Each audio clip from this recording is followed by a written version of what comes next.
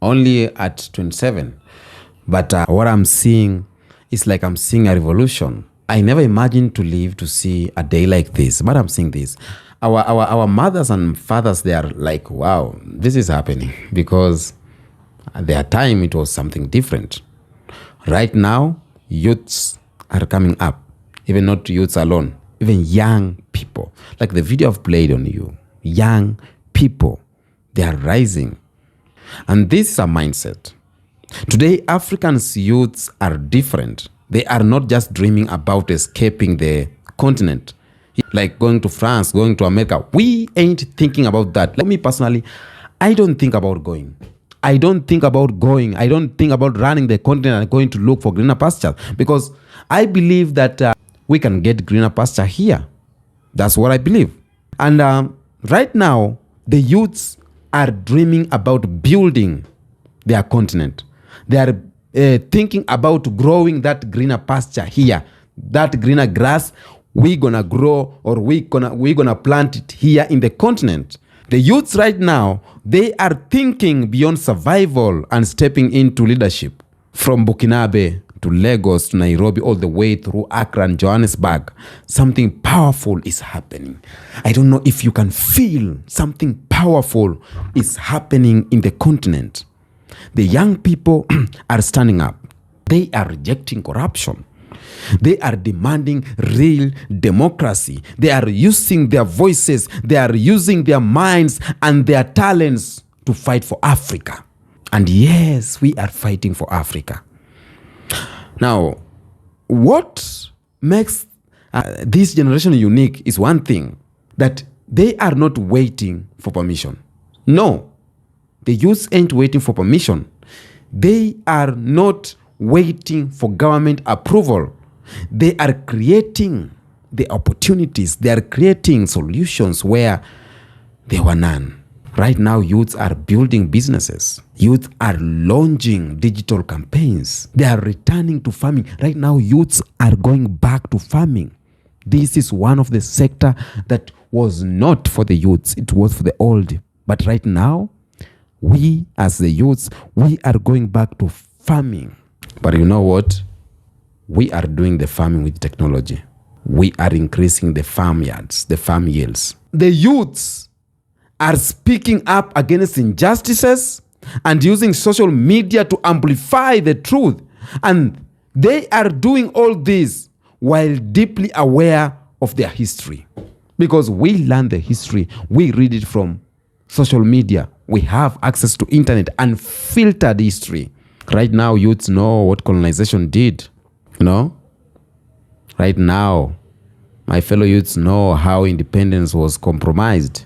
The youths know about the puppet leaders who sell out their nations for loans and handshakes. And the youths have said enough is enough. And that fire is spreading across Africa. That fire is spreading across country to country. The big question I'm going to ask like today is, why does this scare so many people? Why are Western powers or Western governments, corrupt leaders, and foreign investors suddenly nervous with what is happening? I'm going to give you the answer. It is because for the first time in a long time, African youths are seeing clearly. They studied the patterns, and they have seen how the IMF loans and World Bank keep Africa in poverty, in chains. And we don't want that to repeat again and again. We have realized that media manipulates the real narrative. Media manipulates narratives. The youths have seen how leaders sell off land, off minerals, and they leave their own people starving. The youths have realized that power isn't out there. It is right here in our vicinity, in our numbers, in our minds, in our unity. And this is what shakes the white system. The youths are not just protesting. We are organizing. We are educating each other. We are learning skills. We are building movements. There's no looking back, by the way. There's no looking back, and the youths, they are becoming the solution. And that is dangerous to the system. Because the moment Africans youths unite across countries, across tribes, across religion and language, the entire global power structure collapses. The colonial blueprints alerts to fall apart because divide and conquer stops working, and that's what the system fears. We have been kept here by a system through the rule of divide and conquer, not because you got money, not because you got a good car, but because some individuals have sat down and they want you to be there. So when you try to remove yourself out, they are looking for plan Bs. But what we are doing right now, it is so hard to learn us. I'll say this. I want to talk about one of the most greatest weapons Africa youths have today, and that's technology. Technology is one of the weapons that we have today as youths. These smartphones that you see, it is now more powerful than any colonial army ever. It's more powerful. And with just a phone, with just a single phone, young people are exposing injustice. Without a phone, young people are documenting police brutality. Young people are sharing real history, spreading revolutionary ideas, raising hands. Young people are starting businesses. Young people exposing injustice, as I said. And the old powers used to control the newspaper and radio stations, they are not doing that anymore. They could silence voice, erase stones, but what they did is what? They had the truth. Now, I'll say this. One viral video from a youth can shake a nation. Just one post on the X can expose the corrupt officers. Young Africans have become their own media. You don't need permission to tell their stories, or they don't need their permission to tell their stories. They are creating their own platform. They are creating their own economics. They are creating their own future. And with every post and every video and every movement, they are rewriting the narrative of Africa. And that's why I thank you so much. I thank you so much for passing by my video, because this video is changing what we think right now. Unless you don't want to listen. I hope everyone can listen to this video, not as the dark continent, but as the rising continent. Not as beggars, but as builders. Not as victims, but as missionaries. And the leaders of this new era. And I'm not talking about politicians or celebrities. I'm talking about real leaders, the unknown young men somewhere deep Kenya who started maybe a community water to clean up program. The young women in Accra. There's one of a young woman who teaches coding to the village girl for free. She taught the digital artist. One was here in Nairobi making content that educates the nations or millions. We have some students in Johannesburg, the farmers in Uganda. They are doing something. I have followed all of these people. And these are the faces of Africa revolution they don't want you to see. And these people, they don't wear suits. They don't sit in boardrooms. They don't wait for funding. They just act. They move. They mobilize. And they mentor. They build. They are not in the cities. They are somewhere in the rural areas. They are just online. And that's why a lot of youths are not thinking of going far from Africa, because we came to realize that Africa, it is the motherland. The era in the diaspora speaking truth. They are there. They are in diaspora speaking truth. I see your comments here. Speaking truth from Atlanta to Paris to London. The revolution has no single leader. This revolution has millions of leaders. I'll say this. All of us who believe Africa must rise by any means necessary, we must comment down there. Comment down there. If you believe that Africa must rise by any means necessary, by show of hands, down there on the comment section. Because something that I want to be clear is that they have tried to break us. They gave Africa fake independence. They gave us fake aid. The IMF, everything that I've created is just to diminish Africa. They said we have democracy, but it was fake democracy. We had our own education. They poisoned our education. They flooded us with foreign religion to keep us submissive. You get it? Sijui kama mnanielewa. Our president, Kenyan President William Ruto, could say that, wewe unanielewa kweli? And I have to tell our leaders, do you understand the youths? Do you really understand what is happening? Because we as the youths, we see what's happening. We see how they killed our leaders. We see how they banned our books. We see how they mocked our languages. But we have arrived as the youths. We have arrived. The youths have now come and they are rising. It is too late to stop them. That's what I'm going to tell them. The world is changing. The masks are falling. The lies are crumbling. And Africa young people are stepping forward. Not with fear, but with confidence. The youths, like the video of the young boy I've played, he's not afraid of jail. He's not afraid about being misunderstood. They are not afraid of death because they know the truth now.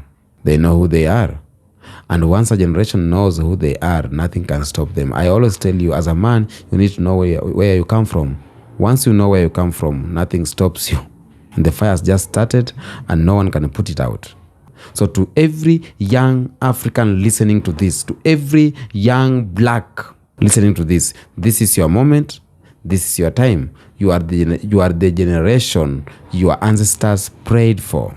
The ones who carry the strength of the Nile, the gold of Mali, the wisdom of Timbuktu, and the fire of Shaka. You are the future of this continent, and that future is now. So to my youths, I'll say this. Rise. Just rise. Organize, create, speak up. Very bold. Because I'll be waiting to see more and more youths coming out and trying to change how things is going on. Let's challenge injustice. Don't be afraid to fall. Don't be afraid to lead. Don't be afraid to dream big for yourself, for your community, and for your nation, and for your continent. Because the world was not built for you to survive. It was built for you to serve others. But now it is your time to thrive. It's your time to lead, and it's your turn to liberate. And to all the systems that fear the rise of African youths, that's good. Just be afraid. Because this generation is not asking anymore. They are taking their destiny back, okay? And Africa will never be the same again, okay? I'll say this to my brothers and sisters. I want you to comment down there. Tell me what you think about the rising of Africans youths and young people, okay? I'll say this. Thank you for staying with me through this important message. So share this video to your friends, share this video to your family, and any more who will doubt the power of the African youths, okay? I will tell you, our time is here, and we are no longer sleeping. The youths have awakened and will rise. Love and power to all of you. Until next episode, peace out.